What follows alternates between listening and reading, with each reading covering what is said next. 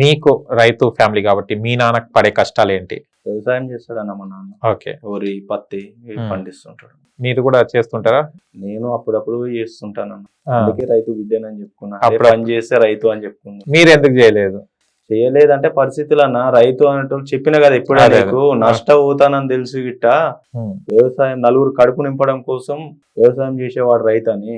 నష్టాలలోనే ఉంటది ఎప్పుడు. దానికంటూ అది ఏమి ఉండదు వ్యవసాయం చేస్తే. ఓకే.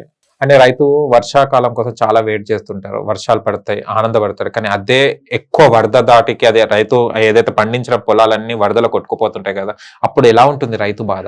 ప్రతి ఒక్క లీడర్ వచ్చి ఫోటోలు దిగి 4 సెల్ఫీలు దిగి పేపర్లు వేసుకోనికే వస్తుంది అన్న. రైతు బాధ అనేది ఓన్కి అర్థం కాదు, ఒక రైతుకే అర్థమవుతుంది.